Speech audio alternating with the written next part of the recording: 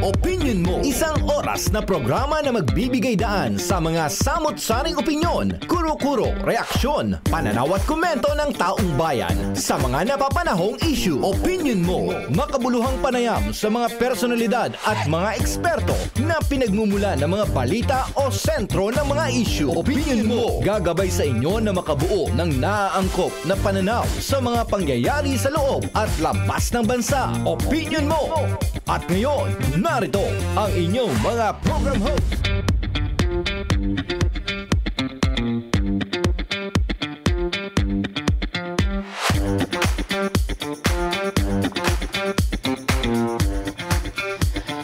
Isang pinagpalang!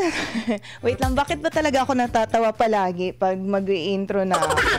Ayan, uy, nako nga naman. Ulitin ko yung intro ko. Isang pinagpalang hapon sa ating lahat mga kapartner. Ayan, alam kong pinagpala na kayo the whole day. Pero gusto ko lang sabihin sa inyo na pinagpalang afternoon naman sa inyo ngayong hapon na ito. It's a Thursday, March 27. Ayan, ako, patapos na ang March. Mag-April na nga, magme-May na, magpapasko na ulit. Ayan, Paskong inaantay, no? Ayan. Uy, nako, kumusta?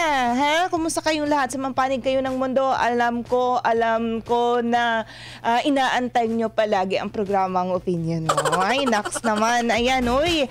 Ha? Bago ang lahat, bago natin i-share ang ating punto de vista ngayong hapon na ito, na-follow nyo na ba lahat ang mga panibagong social media accounts ng SMNI?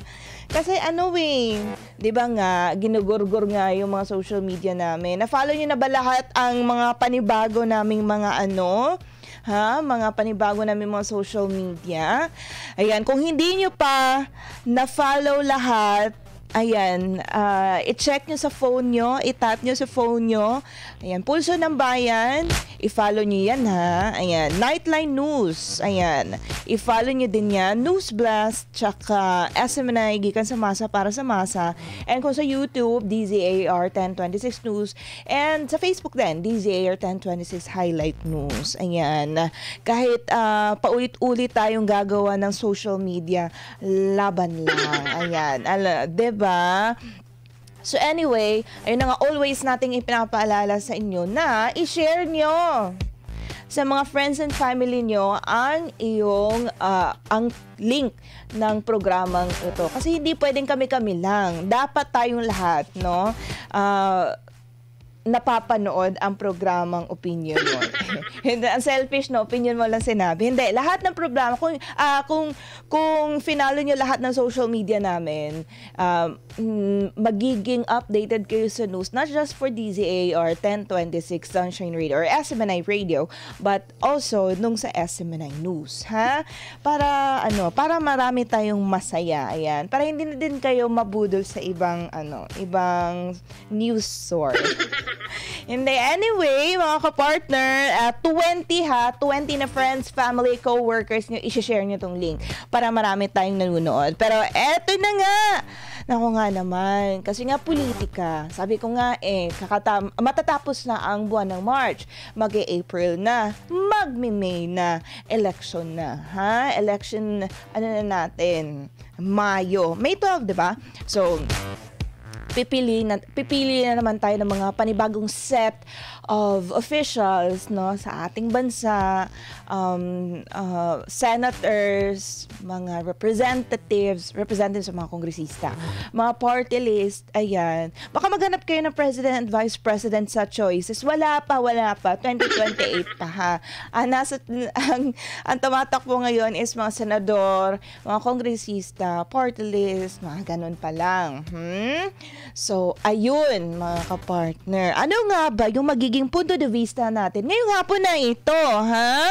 Punto de Vista ng Bayan. Ano nga ba? Naniniwala ba kayo mga kapartner na magkakaroon ng revenge votes, ha? Sa 2025 senatorial elections? Siguro kung gusto natin ng true change, 'di ba, sa ating bansa. I'm saying this as my opinion, hindi opinion ng buong station. Wala, kung sa election na lang man tayo makakabawi, 'di ba? parang sa lahat ng mga nagmamahal, totoong nagmamahal sa bayan, na parang walang ibang choice, hindi makakapagsalita. Kasi for example, 'di ba, ginugurgur yung mga social media. Marami tayong mga bloggers, mga vloggers na kagaya ng SMNI na ginugurgur din ang social media. Pansin nga na lahat ng mga critics, no, sa current administration, ginugurgur yung mga social media, pinapa-aresto, pinapadakip, 'di ba? Pinapakulong.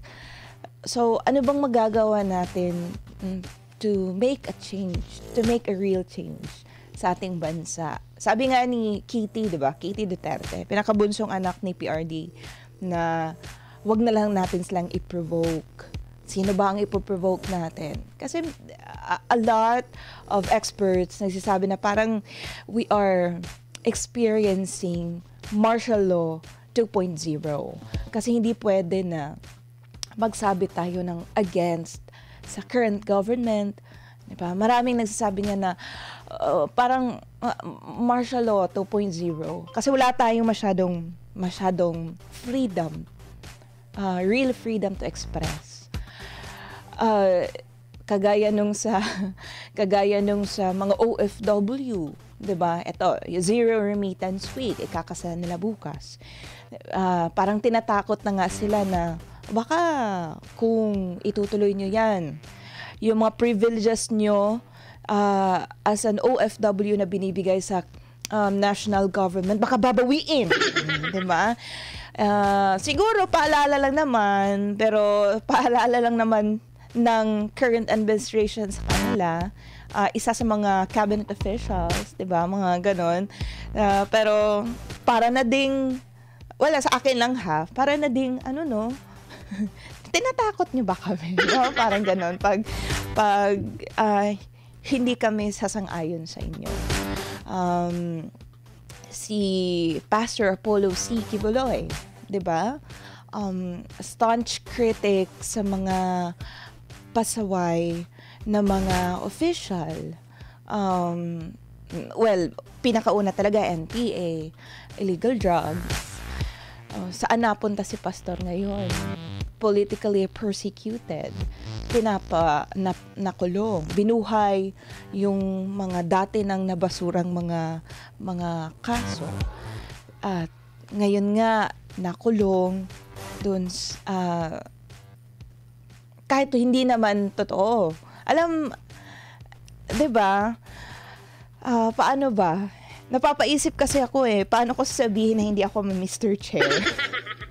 Ayan, so anyway, mga kapartner, si Kitty na nga sinabi nga, ulitin ko, yung hindi natin sila dapat i-provoke. Kasi ang gusto nila martial law. Marami tayong nakapanayam dito sa SMNI News na kaya ginaganito ang mga taong bayan kasi nga gusto nilang mag-aklas na lang. Darating sa point na mag-aklas na, mag-martial law na. Para sabihin nila na, the Philippines is in chaos and kailangan na natin silang i-control kasi magulo ang Pilipinas. Kaya kailangan natin ng martial law. The government should take control na sa bansa. Para hindi darating sa point na ganun. Kasi hindi naman talaga magulo ang Pilipinas. Sila lang nang gugulo Ayan, 'di ba? So tama nga naman si Kitty. Huwag na natin sila i-provoke. Bawi na lang tayo sa eleksyon. At sana nga, yung nasa hiling lang naman din namin sa inyo. Like Commission on Election, sana nga talaga walang mga dagdag bawas scheme na mangyayari, just like what Vice President Sara Duterte feared. 'Di ba? Kasi baka meron talaga mga kandidato na mananalo na talaga, tas kaalyado ni PRD, tapos babawasan yung boto, ililipat sa kabila. 'Di ba? Parang ganoon. So dapat sana talaga, if we really need Sana hindi na lang eto kasi 'di ba, biblical naman siya, money is the root of all, parang evil. Pero yun na nga, sana hindi tayo maloko sa bigyan kita, bigay mo sa akin yung boto nyo. Parang ganun sana, no? We really need a clean election right now to have real change sa ating bansa. Yung mga survey, hindi tayo masyadong mapaniwala dyan sa mga survey. Kasi mind conditioning lang din yun eh. Sinasabi, eto na kandidato. Ano to siya? Malakas to siya. Kasi nga, nangunguna palagi sa survey. Palagi nasa Magic 12 sa survey. Pero ito siya, hindi kasi ito siya napapasok sa sa ganito, sa mga survey. Huwag na nating iboto. Doon na lang tayo sa mga nangunguna. Hindi kasi ganun, mga kapart. Hindi palaging nasa Magic 12 sa survey, siya talaga yung malakas. Minsan binabayaran din yung survey. Ayan. Hanggang ngayon nga, kahit palakad-lakad ako dyan sa EDSA, kahit sana, wala talaga akong nakasalubong na tiga-survey. Ayan. Wala naman. Mamaya na siguro ako maniwala pag na-survey na din ako. Nakasali ako sa mga respondent. Ayan, anyway, mga partner nga naman, machika talaga, no? Ang dami talagang sinasabi. Ayan, so, eto na nga, babasahin na natin kung ano yung mga komento ninyo. It's 5:15 in the afternoon. Umpisa na natin. Ano yung mga komento nyo sa ating punto de vista ngayong hapon na ito? Naniniwala ka ba na magkaroon ng revenge votes sa 2025 senatorial elections? Eto, uunahin ko kasi may texter tayo ngayong hapon na ito. Ang last sa kanya number is 514. Good afternoon po. Every afternoon po kami nakaabang sa SMNI News. Sana po pagdating ng election, zero lahat ang kabilang team daw. Kasi sana daw PDP laban. Napakarami po galit dito sa Hulo-Sulu dahil po sa nangyari kay Tatay Digong. We love him. Thank you po. Ayan. Si Eugenia Pilarca, yes, vote straight, solid PDP laban OFW sa Singapore. Ayan, si Marie Jane Ranalan, yes, vote straight PDP laban. Si Angkas SMC Tacloban Palo Tanawan. Hoy, baka hindi kayo na kapag yung page nyo di kayo nakapag-shift ng real account nyo. Kaya hindi dadayain ang election, there will be revenge votes. Mira Adolfo, yes, kay OFW Nabulol na tuloy ako. Yes, kaya OFW, vote straight, PDP laban. Pag magkaisa ang lahat, wala silang magagawa sa atin. Arlene Malan, sana di madaya ang eleksyon dahil walang kwentang pinaglalaban kung dadayain lang din naman. Lalo na dito sa amin may mga nangingi ng may bayad. 2K at 1K sasama sa rally. Talaga? May bayad? Uy, makasama nga. Char, joke lang. Uy, yung kung sabihin niya, diba, we are PDP laban, Pastor Apollo C. Quiboloy is having mga rallies, diba, campaign rallies. I could assure you na walang binabayaran dyan. Wala naman din kasi kami pambayan. Lalo na kay, diba, kay Pastor Apollo C. Quiboloy is running for senator. Organic yan lahat. Wala kayong masabi, kung merong nagsasabi ng ganyan, kawawa siya kasi manluloko siya. Ayan, 'di ba?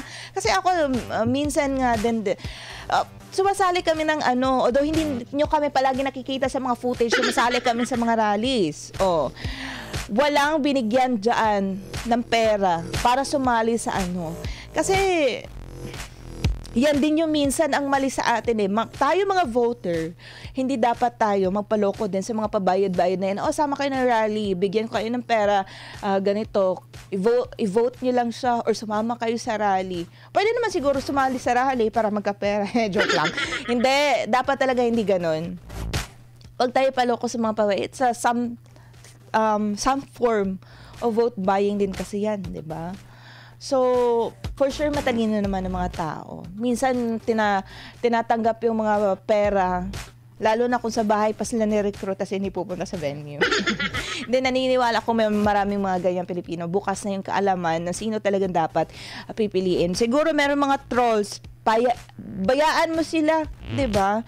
Naku naman itong mga trolls naman to eh. Mga pangalan, mga Vietnamese. Ayan. Eto, si Jessica Dolohan Padrigo Sermenyo, mas okay na mano-mano na lang ang bilangan eh. Wala pandayaan, di gaya ngayon. Malamang kontrol ng Marcos. Wag sanang ganun. Hindi ko na itutuloy yung pagbasa kasi Mr. Chair ako. Sai Muhammad Ali Jr. Yes, kaya mag-PDP straight kami sa May 12 election. Ayan. So, sa ulo nyo na ba? Sino yung mga taga-PDP? Kailangan nyo sa aluhin, mga kapartner. RJ Crocs. Yes. Carlos Aloy Banaan, yes, 0 votes to all admin, senatorial and local candidates. Vote straight, PDP laban, senatorial and local candidates. Joey Daimel Tomales, yes, sabi niya, naniniwala siya na magkakaroon ng revenge votes. Belalyn Jaime, yes, vote PDP laban, straight. Ayan, dito tayo sa ating mga viewers sa, Hoan, good afternoon, Ma'am Val, watching from Zamboanga del Norte, Municipality of Salug. Artemis Duterte, Pastor Kiboloy. Ayan. Thank you so much. In behalf po sa aming pinakamalabutihing pastor, Dominador Barile, magandang hapon po. PDP laban lang po kami, buong pamilya ko.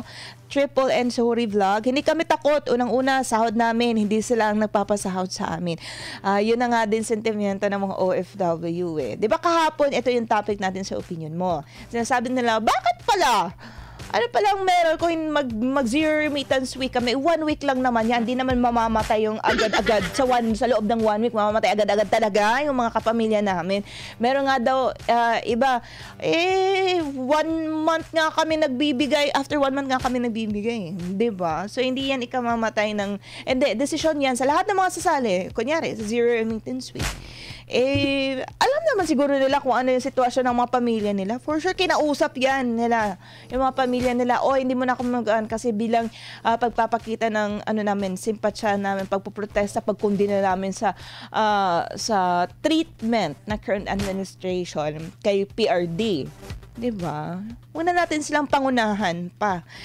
Desisyon nila yun eh. Ayan. Si Duterte Pinay, Loyal 28, si MN Channel to, sure win na ang Duterte 10 kasi si Comelec na lang ang problema.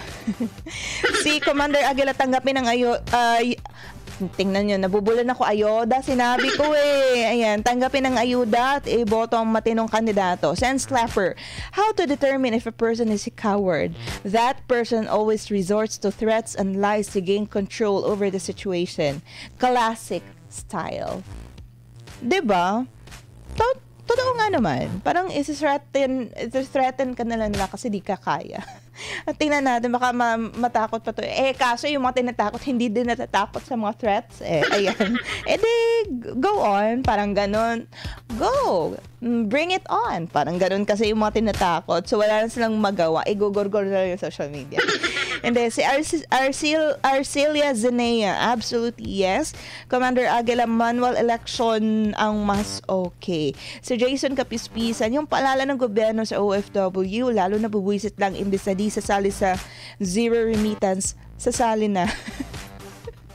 Ito yung sinasabi ko na imbis na matakot sa mga banta, sasali na tuloy. Tingnan mo, si Jason Kapispisan, sinabi niya, meron daw ibang OFW na hindi sana sasali sa zero remittance week, diba? Kaso sinabihan na baka kunin na mga privileges na ibinigay sa inyo ng gobyerno kung sasali kayo dyan sa zero remittance week. Kasi 'di ba parang zero ang hanapin ko. Zero ang saan ba 'yun? Zero yung remittance daw nila.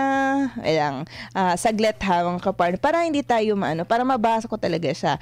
Eto, sabi kasi, 'di ba, matatandaan kasi ang nagsabi talaga ang may reaction talaga sa zero remittance week na ikakasa ng mga lalo na mga OFW sa Europe si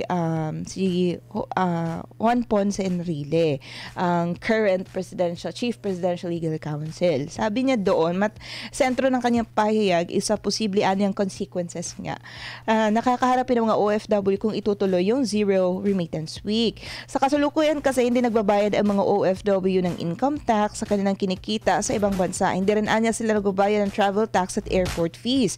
Hindi rin pinapatawan ng documentary stamp tax ang mga OFW sa kanilang remittances at hindi rin sila kinakailangan magsumite ng income tax returns. Ngunit nga daw, dahil sa zero remittance week, posible na baliktarin ito, lahat ng mga privileges na ito, ng Kongreso. So, yun pala yung mga examples ng mga privileges ng mga OFW, mga tax-free sila sa mga ilang bagay.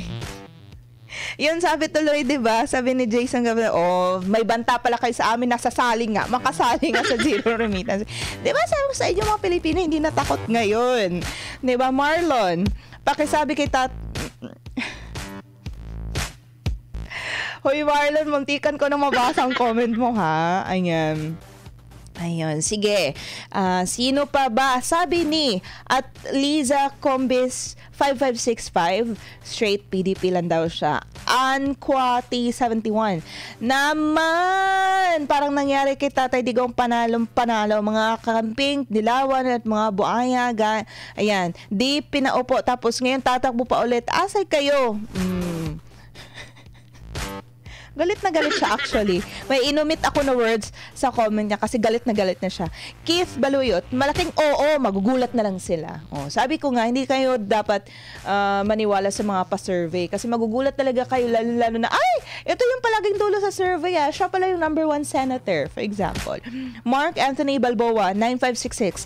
Mag-vote straight ako sa PDP laban. Ni isa sa kabilang partido daw ang hindi niya iboboto. Ayan. So, sino ba yung mga Duterte, PDP laban, di ba? Si Senator Go, Senator De La Rosa. Sana hindi ako makalimot, no, sa iba. Attorney J.V. Hinlo, Attorney Jimmy Bondoc, Attorney Raul Ambino, Attorney Vic Rodriguez, si Philip Salvador, si Dr. Richard Mata, sino pa ba? Hala, feeling ko may nakalimutan ako.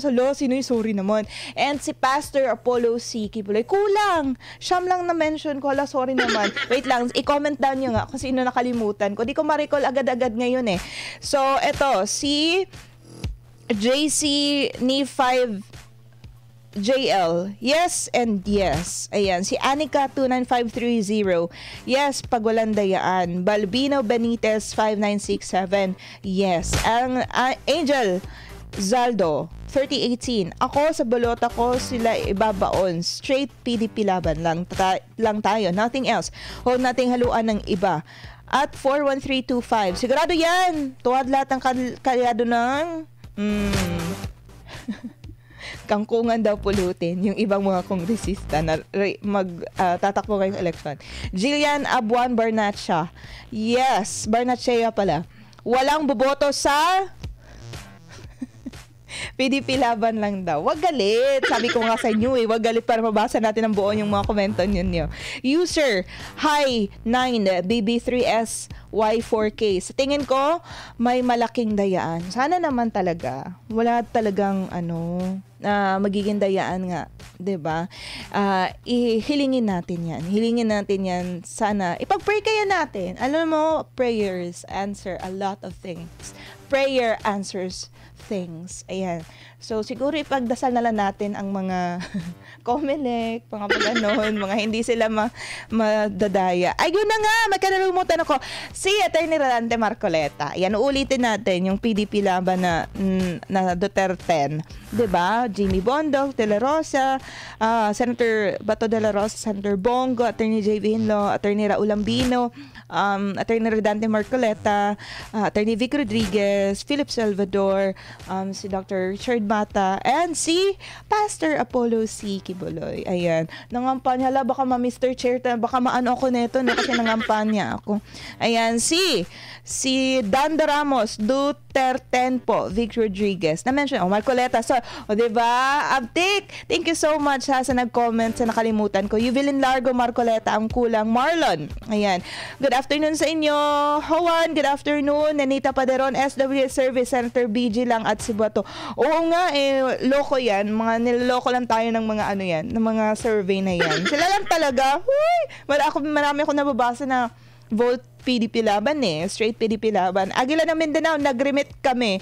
May taxes kami. May iba na mga privileges na ibinibigay na walang tax. Not all, na tax-free. Yun yung gimin ko. Nanita Padron, dapat may mga list ang mga botante para sure na walang makaligtaan sa PDP Laban. Uy, alam mo ba, naalala ko yung mother, father, parents ko before, which is nadala ko din nung bumoto na ako. May dala-dala yan sila kahit local elections, national elections lalo na. Meron talaga yan, president, vice president, senatoriables, mga kongresista sa lugar namin, party list, mga mayor, vice mayor, lahat, inilista yan lahat nila sa, alam mo yung lengthwise, ayan, sa paper, intermediate paper, meron yan, nakalista yan na walang nakakaligtaan yung parents. Ililista talaga nila kasi sila daw mismo, baka may makalimutan sila na alam mo yun, mahirap kasi maghanap ng name sa balota, 'di ba? Kaya doon ka na lang diretso sa number ng kandidato at saka yung name. Dapat talaga tingnan din ng maayos yung full name kasi maraming tumatakbo na magkapareho yung mga apelyido nila. Baka maboto niyo yung mali, 'di ba?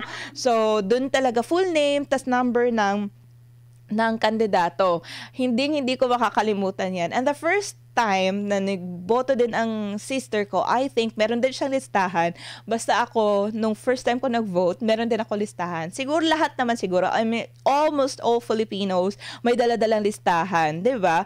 Kasi nga, importante yan para maboto natin na maayos ang mga tamang kandidato natin, di ba? Tas wag talaga kayong boboto ng mga paulit-ulit lang ng mga kandidato, wala naman pala talaga nagawa sa bayan.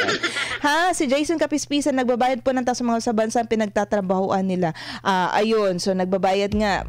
Doon kasi sa mga country nila kunyari nasa Europe, sabi ni as per Jason Kapispisan, kaya nasa Europe or nasa ibang country sa Asia, doon na kasi nagbabayad ng tax, so hindi na hinihinga ng Pilipinas. Arcelia Zenea, OFW yung sinabi ko ha. Mapagpalang hapon muli mga kapartner SMNI Desire 1026 Ma'am Val. Viewers, listeners, subscribers, God bless us all. Ingat po kayo. Greetings from Hong Kong. Fed Guadalupe. Duterte team, straight vote. Ayan, si Duterte Pinay loyal to and hate. Kaya dapat overwhelm ang votes para hindi mandaya sila ay mahihirapan si Comelec. Diba? Eto, sige nga. Mga ka-work ko, solid PDP Laban ang iboboto namin para kay Tatay Digong. Ayan. Mas marami na ngang, siguro may iba na hindi pa nakapag-decide na PDP Laban, vote straight PDP Laban ba ako? Pero itong nangyari kay PRD, marami nang nagsasabi na basta inendorso ni PRD iboboto namin. Ayan. Ovel Lachenal, for sure, bantayan lang mabuti na hindi madayang PDP Laban. Siguradong panalo na. Eto, wait lang. Saan na ba ako dito? Nakalimutan saan ako nagbasa dito banda. Josie Bobis Atienza. Panawagan kay Garcia, magpaka-Pilipino po kayo ngayon para sa bayan naman, wag para sa bulsa at sa pera. We need clean and honest election. Taong bayan, gabayan at bantayan nawa ng makapangyarihan Diyos na si Kristo. Ang araw ng pagboto ng mga Pilipino, manig ang pagmamahal sa bayan at takot sa Diyos ang gumawa ng kasamaan at pandaraya. Vote straight PDP. Pinkay sa Manil, yes na yes, vote straight PDP Laban. Si Ricky Boy Tutor, yes na yes, 100% PDP Laban daw. Straight my family and relatives. Ayan. Minsan nga, gusto kong ako mismo ng survey. Para makita natin kung sino pa talaga yung boboto ng mga tao. Let's hope and pray will be peace and honest election. Rose Madusong, Leslie Henraule, yes, at sana man ay gantama. Yes, siya for our topic na naniniwala ba kayo na magkaroon ng revenge vote sa 2025 senatorial election. Sabi ni Leslie Henraule, yes, at sana man ay gantama. At walang daya, sana ang iluklok ng taong bayan ay malinaw ang pag-iisip at hindi bangag. At sana magpa-drug test muna bago manungkulan para physically and mentally fit sa trabaho. Oo nga, 'di ba? Dapat hindi dapat yung hair follicle test siya, hindi siya urine test. 'Di ba? Para makita natin kung nasa right mind ba, kung na sane mind ba, sane, sane mind ka pa, diba? Yung mga upo, kahit na yung mga tumatakbo, pakita nyo, diba? Maganda yan. Kasi nga, diba, may ibang effect kasi sa utak yung pag-take ng illegal drugs. Para ma-sure natin na walang diferensya sa utak ang tatakbo. Maganda yan, diba? Sasalang sa mga pa-drug test. Si Analo Dieta, di na po bulag ang mga tao ngayon. Alam na namin lahat kung gaano nag-suffer ang mga tao ngayon. Dapat mawala na ang mga kurakot at adik sa Pilipinas. Lean D, yes, OFW vote straight PDP laban. Sana lang di tayo dayain. Nila Leo, praying and hoping magkaisa lahat at sundin ang payo ni Tatay PRRD. Sa lahat na nasaktan sa ginawa kay Tatay PRD, dito tayo babawi. Ayan, si Annie, yes. John, dito niya ka, may revenge din yung kabila. Alam nyo na lahat gagawin nila para walang makaagaw sa pwesto nila. Siguro dapat talagang naupo sa pwesto or naupo as a public official ng bansa is not a politician. Dapat yung leader. No? I mean, hindi politics, hindi politika, hindi dahil sa politika siya pumasok. Dahil sa pagmamahal sa bayan. Ay mong leader, 'di ba? Sabi nga ni Pastor Apollo, hindi politician, but a leader na gusto magserbisyo para sa bayan. 'Di ba? Si Benji Minel Tampus, count me in. We support PDP senatorial slate for change. Jesse Damandaman, sympathy votes. Yes, ayan. Sabi ni Rodriguez Aguinaldo, kulang yan kung karapatan at hustisya ng taong bayan ang pag-uusapan. Dapat kasuhan lahat ng mga may paglabag sa batas. Kahit pa leader ka ng bansa, hindi pwedeng untouchable. Totoo naman. Pero sino ba deserve na kasuhan? Leonardo Kalayag, not even a revenge. People speak by action. Lansky, yes, kaso nakakatakot kasi ang admin ngayon. Masyado ng garapalan ginagawa. Pera na lang, pati Comelec bayad. Ewan ko na lang, wag naman sana, Lord. Si Yesh Bren Madrona Sarong, yes, sure na sure, straight. Connie Sigway, yes, bantayan boto para hindi makapandaya si puro daw kasi hinangalingan. Pristine land land lizard. Meron yan pero dadayain daw. Kaya galit sila na ayaw ipakonect sa internet ang vote machine kasi wala na tapos na plan nila. Josel Montecalvo, opo, kasi Pilipino po kami, yan ang damdamin namin. Di po tulad ng follower nung plakang mga Bombay. Palak. Hoy, wag niyo akong patawanin. Grabe kayo. Ayan, pag ako tatawa ng malakas, Diyos ko Lord. And Alex Lopez, big yes. Vic Rolio Prudente, kung hindi i-connect sa internet ang machine, walang dayang magagana. Pero kung nakakonect sa internet, meaning online yan, di yan po papasok ang dayaan. Hindi po ako IT, pero alam namin na nating lahat, kaya dapat i-online ang resulta. Kapag connected sa internet ang machine, sana po offline ang mga machine. Straight PDP po tayo. Lilibeth Miel, sobrang yes na yes.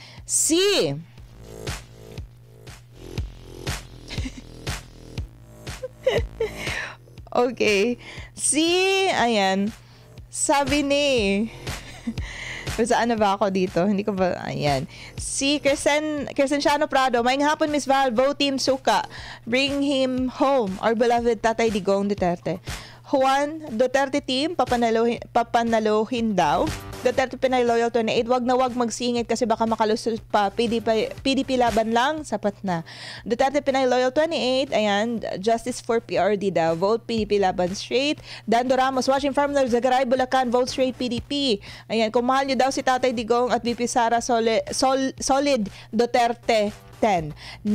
Duterte 10. Nenita Paderon, correct, ma-sure yung number ng mga senator PDP laban para di magkaligtaan. Wish ni Tatay di na magmakaawa sa taong bayan na iboto ang PDP laban.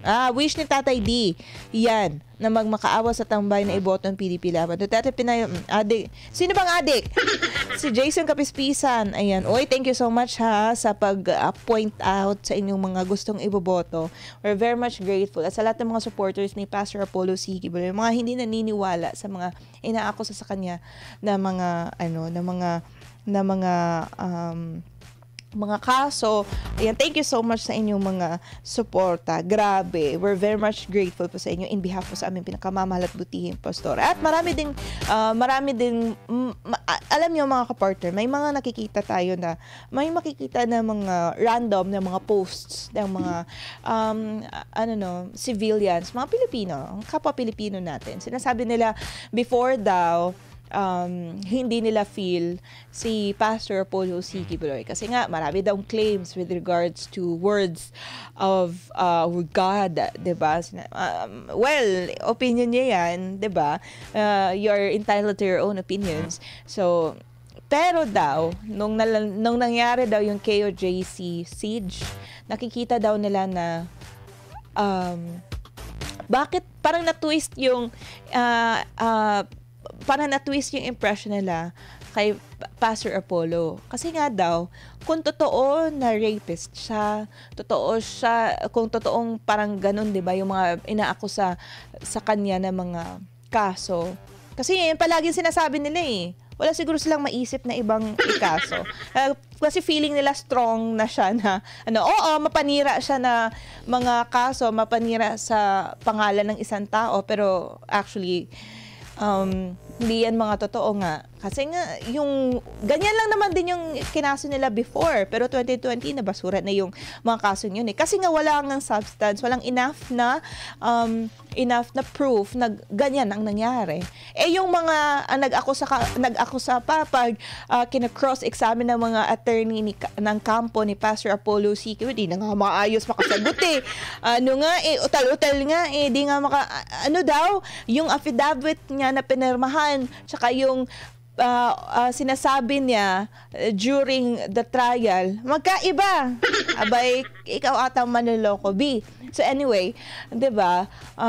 Doon nga sa KOJC siege, nakikita nila na how come na yung mga followers ni Pastor Apollo C. Kibuloy, ganun yung dedication.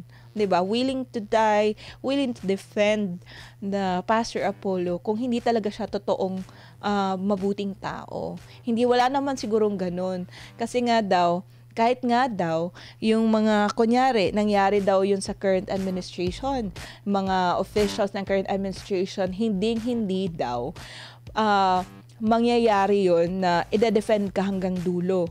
Alam mo yung mas umiyak pa nung nag-surrender si Pastor kaysa nung nagtago. Kasi hindi talaga gustong i-give up ba si Pastor Apollo C. Kibuloy. Kasi alam namin na parang papahirapan lang din siya, ikukulong lang din yan siya, pasisiraan lang talaga yung pangalan niya. Political persecution lang naman din. And nung nangyari kay PRD na sa pilitan din siyang inaresto dito sa ating favorite na PNP official na nasa CIDG ngayon. Ayan. Pag makarinig ako ng boses niya, parang music to my ears. Joke lang. Si Torre, 'di ba? Makikita natin parang sa pilitan din yung yung pag-aresto kay PRD. Doon nila na puzzle na totoo nga pala na political persecution. Natitwist na yung kanilang impression kay Pastor na mabuti talaga pala siya na tao. Kasi yung ginawa sa kanya, ganun din ginawa kay PRD. And hindi naman daw nagtatrust si PRRD ng mga tao na wala talagang ambag sa buhay. Yung mga yung mga ganyan ang ginagawa, 'di ba? Kung may tiwala daw si PRD kay Pastor, meaning mabuti talaga siyang tao kasi mabuting tao naman din daw si PRD. 'Di ba? So halata daw na political persecution. Marami akong makikitang post na ganyan na iba yung impression nila kay Pastor dati, pero just yung nangyayari ngayon sa Pilipinas, doon sila naliwanagan na mabuting tao pala talaga si Pastor. Ayan, hindi ako nagjo-joke, 'di ba? Pero makikita na marami akong nasuscroll sa social media na ganun, na parang na-twist yung impression nila. Kasi kung sa KOJC siege din daw, kung totoo talaga, kung masamang tao daw si Pastor, edi sana dumanak na yung dugo. 'Di ba? 16 days 'yun. Invaded by thousands and thousands of PNP personnel, mga pulis, 'di ba? Pinasok illegally yung compound ng KOJC sa Davao. Kung totoo, kung masama daw tao si Pastor, di sana nga marami na nga napatay, 'di ba? Namatay. Wala Yung sa yung sa anniversary nga namin September 1, namigay pa nga ng pagkain sa mga pulis, 'di ba? Tinanggap din kasi gutom din sila. I mean, we understand them. They're just following orders, 'di ba? Marami din mga nakakausap na mga kasama natin doon sa Davao. Wala talaga kasi silang magawa. Mga pulis, wala silang magawa kasi nga orders galing sa taas. So alam na alam nila na they're doing the wrong thing din. So parang ganun, 'di ba? Maraming nag-change ang impression. So sino nga naman din? So meaning itong PDP Laban na inendorso din ni PRD na mabubuting tao din to. Malilinis na tao. May paninindigan, may totoo, I mean, 'di ba? May mabuting may aambag sa Pilipinas. Si Nineta Paderon, speaking of Torre, parang makakabinging katahimikan niya. Why kaya madam? Asan? Ayan. Hindi ko alam saan siya. Hercules the Hunter, bala. Hoy, muntikan ko mabasa yung comment, Hercules the Hunter, ha? Hindi yan pwede sa ere, pero babasahin ko lang siya off air. Si Bernasor Pasilaban. Yes, solid Duterte team, PDP team. Liza Frosty, PDP Laban, solid kami. Ayan, eto nga, wait lang ha, tingnan natin yung mga nagko-comment dito sa Facebook. Ayan, para hindi sila magtampo. Si Susan Dequito Kanda, good afternoon sa iyo. JM Flower Arrangement and Services, PDP Laban, straight kami lahat. Thank you so much. Jerica Birrio Orzales, straight PDP Laban, vote from Cagayan de Oro City. Ayan. Si Noroden Zangbaan, watching from Piquet North Cotabato. Shout out Zangbaan family. Oy! Sa Zangbaan family diha sa Piquet North Cotabato. Maayong hapon sa inyong tanan, ha. Salamat sa pagsuporta sa atong programa. Si Norberto Puyo, shout out po. Oy, sorry at kahit matagal kita na shout out, pero shout out pa rin kita, ha. Wala kong utang sa'yo. Julia Yap, watching from Melbourne. Uy, Melbourne, Australia. Gusto ko yan. Noroden Zangbaan. Okay. Ayan, ha. Uy, sorry, di ka agad napansin. Sorry naman, di ka naman siguro magagalit sa amin, no? Rodelia Pantempo, more powers, DRS riders. Okay, kita-kits daw sa Quirino Grandstand Motorcade. Michelle Mangarin, vote straight PDP Laban slate and align candidates. Ayan, sino pa ba? Babasahin natin, mapalad natin basahin ang mga komento ni si Dodsky Lador. Yes, Ben Lau, exactly din daw. Good afternoon kay Prado Vel. Aris Manawis, magkakaroon kung hindi dadayain yung COMELEC. Ayaw gawin yung request na wag i-connect sa internet yung mga voting machines. Halata masyado na may planong mandaraya. Mirna Desales, panalo PDP Laban kung hindi dayain. Dolores Mary Chris, silent makes opponent gone.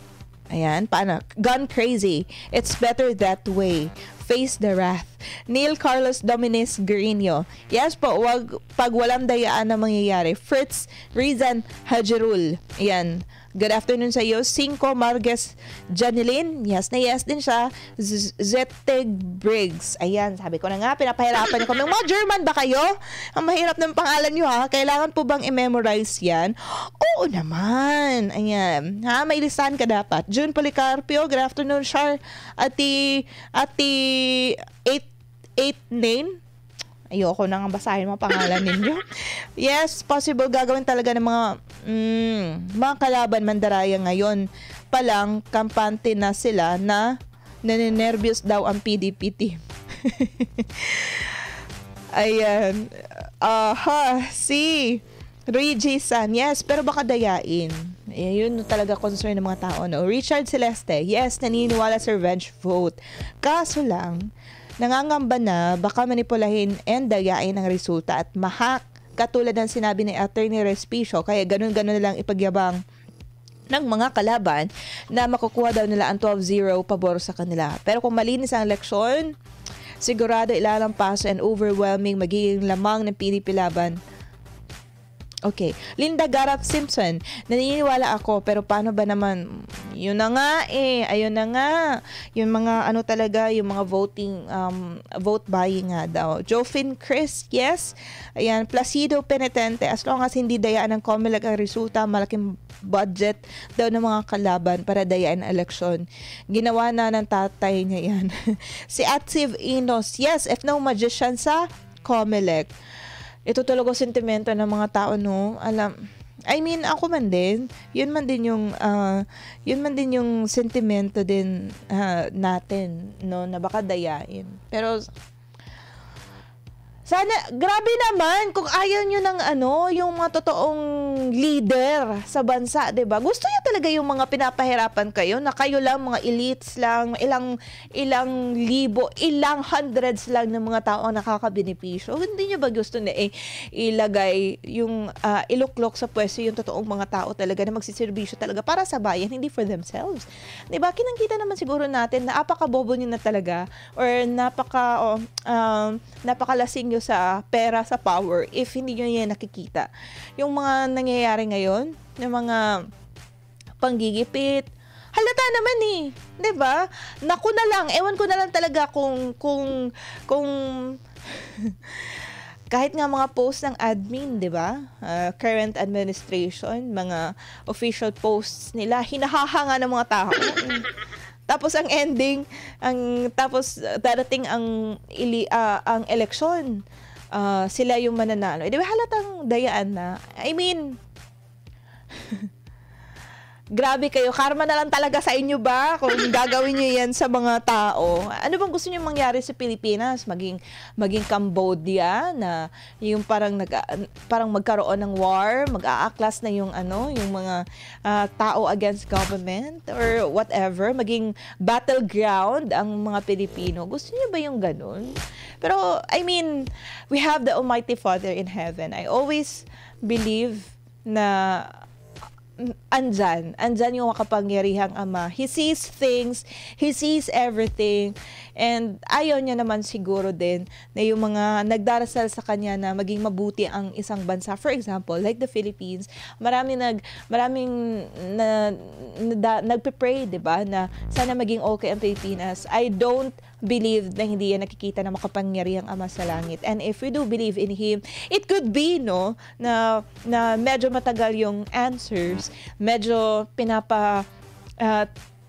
feeling natin hindi tayo narinig. Pero I do believe na darating din ang panahon, yung mga nasa gobyerno na mga hindi totoo nagsiservisyo para sa bayan, yung mga sakim, yung mga lasinga sa power and authority, pangit man siya sabihin, pero kakarmahin din talaga siya in the future. I mean, hindi naman talaga i-allow ng makapangyarihang Ama na pahirapan yung mga mabubuting tao, diba? Truth will prevail.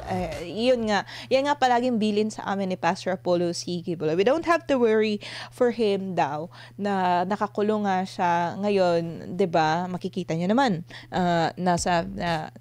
nakakulong siya without not being guilty of things, diba? Wala siyang ginawang masama. Kahit sabihin yung naging bias ako, hindi talaga, wala talaga. 'Di ba? So anyway, balik tayo doon. Sabi nga, bilin niya nga sa amin, you don't have to worry. Kasi nga, if in case na yan yung nangyayari sa kanya, the Father in heaven knows best. And nakikita yan ng, it could be daw na paraan niya ng Ama para makita din ng publiko na kung sino ang mali at sino yung tama. So, that's us. We really believe yun sa mga sinabi din ni Pastor kasi biblical naman din yan. Ayan, yung mga ginigipit, itataas. 'Di ba? Yung mga nasa taas, ibababa. So, ayun. And CPR din naman din, 'di ba? Kikita nga natin yung concern nga niya is Coke. Tayo iyak na yung mga Pilipino naiiyak na paano nangyayari kay PRD dun sa detention center sa ICC sa The Hague, Netherlands. Tapos, yung sinabi lang ni VP Sara, ang concern lang ni PRD is yung Coke. Ang gustong mensahe ni PRD, Coke na inumin ha, yung soft drinks, hindi Coke na sinisinghot.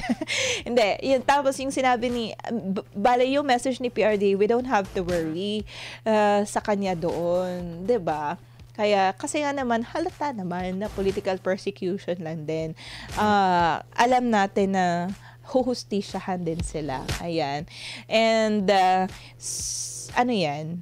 And, eto, sabi ni, at Siv Inos, yes, if no magician in Comelec. Remember, nang send ng info na landslide daw yung kaalyado niya or yung ini-endorso niya. Sige lang, kakarmahin din yan sila. Naniniwala ako ng karma eh. Joy Sky Kits, of course. Sino ba ang magiging masaya sa ginawa nila kay PRD? Ayan. Maribeth, paano kung dayain? Wala. Hindi yan, naniniwala ako, nandyan kasi nga, sinabi ko nga, diba, nandyan nga kasi yung makapangyariang ama sa langit, ipapanalo yung mga deserve na manalo. Eve Abrasaldo, yes, Evera Lolita, sana manumano gaya dati, ano yung magagawa natin kung madaya ng tao? Dahil yung mga election, diba, may watchers din, dapat siguro yung mga watcher din natin, maging ano din, no, parang, tutok din sila sa bilangan. Uy, baka kagaya dati ba na biglang nag-brown out. Ayan, para lang, diba? May sabi-sabi na nag-brown out. Kasi nga, dinaya. Pero hindi talaga na kayang dayain eh. Wala lamang talaga ng ilang milyon eh. Nako naman, talaga. Itong mga hungry of power. Si Eds Nokoy Riguer. Yes, naniniwala ako. Sige nga, dito. Ay, hala ka. Ang dami ko na palang babasahin. Ayan. Janine Brocal, good afternoon. Arth Algel. I hope walang dalaan. Kasi ngayon pala, nagkakaproblema na sa pag-check ng voter status namin. Uy, talaga? Saan yan? OFW ba si Arth Algel? Virginia Malonzo, I trust God. Time for reckoning will soon be coming. Ron Candle, ganyan bang ibang administration before? Wala bang kahiyan itong, hindi ba niya naisip kung gaano kalalang kasakapan ng gobyerno niya? Hindi ba niya naisip galit ng mga tao? Nga eh, baka medyo makapal yung mukha. Gina Aguirre, Nenita Paderon, sure win ng Pinipilawan kasi nawawala ang talaga ba? Totoo yan? Ikaw, Nenita Paderon ha? Michelle Mangarin, true po, yung petisyon ni Attorney Torrio na Emmanuel voting na lang po. Antayin natin kung ano yung magiging resulta doon. Si Julita Asis, vote straight PDP Laban CDO. Wilma Alvarez, uy, shout out daw siya sa Lupon, Davao Oriental. Tuloy bukas dito. Uy, thank you so much ha sa pag-show ng support. And, ayan, shout out sa iyo dyan sa Lupon, Davao Oriental. Michelle, ayan, okay. Good afternoon sa inyong lahat. Sino pa ba? Naku, wala na pala tayong sapat na oras din. Wait lang. Ano ko lang siya. Tawag na ito? I-refresh. Baka may nag-comment na hindi natin mababasa sa ating live. Okay. Thank you so much din. At magbabasa lang ako ng mga 3 na lang siguro. Marjorie, yes. Mira Adolfo, vote straight. PDP Laban. City Violets Ungka, sabi niya no, walang revenge vote sa mangyayari, hindi lang talaga deserve ng kaalyado ng admin na iboto. Huy! Hindi ako nun ha, binasa ko lang yung komento. Lynn Compra, yes, kung walang daan na mangyayari. Marilo Montemayor, maniniwala ako kung yung pinaglalaban ni at hokus-pokus nga daw. Yung hindi pa daw nakaboto, pero sa natuklasan niya, panalo na yung mga, ako naman. Ayan, sino pa ba? Ay, sabi ko, diba, 3 lang yung babasahin ko na parang gusto ko pang magbasa ata ng karagdagan pa. Nobody knows what will happen tomorrow. Muslim solidarity. Ayan. Amor DM, Santiago de Gilio, revenge votes, massive cheating sa botohan ang dapat natin bantayan. Oo nga, dapat talagang bantayan natin yan. Anyway, naku mga kapartner, eto talaga yung resulta pag madaming chikang nangyayari. Hindi ko na malaya na wala na pa tayong sapat na oras. Anyway, sa lahat ng mga nag-comment, alam nyo mga kapart, ang daming nag-comment, di ko mababasa lahat. Tapos yung mga sinasagot lang naman din nila sa ating pa-poll question is yes. So, shout out na lang kayong lahat. Kung saan man kayo nag-comment, kung sa posting ba natin sa Pulso ng Bayan, sa Nightline News, sa News Blast, sa tawag na ito, sa SMNI Gikan sa Masa para sa Masa, sa YouTube channel, sa live streams natin. Sorry naman kung hindi namin mabasa lahat ng mga comments niyo, but we're very much grateful sa inyong suporta sa mga totoong tao, sa mga leader, hindi mga politiko. And thank you so much talaga sa lahat ng support. Thank you sa lahat ng mga ipinabatid nyo na support din kay PRD and kay Pastor Apollo C. Kibloy, sa buong PDP Laban Senatorial Slate. Thank you so much. And thank you din sa pagsuporta sa ating mga programa dito sa DZAR 1026 SMNI Radio at ng SMNI News. Salamat sa panunood ng opinion mo. 5 p.m. to 6, nabubulol na ako. 5 p.m. to 6 p.m. Mondays to Fridays. Thank you so much talaga. And sa mga Team Live, Team Replay, Team Bluetooth, thank you at kasangga katuwang namin. Kaya sa lahat ng texters, ayan, thank you so much din sa inyo. Sa muli, ako po si partner Val, Amping Kanunay. Samot-saring opinyon, kuro-kuro, reaksyon, pananaw at komento ang inyong natunghayan dito sa Opinion Mo. Muling pakinggan sa mga araw ng Lunes hanggang Biyernes sa ganap ng alas 5 hanggang alas 6 ng hapon. Dito lamang sa DZAR 1026 SMNI Radio.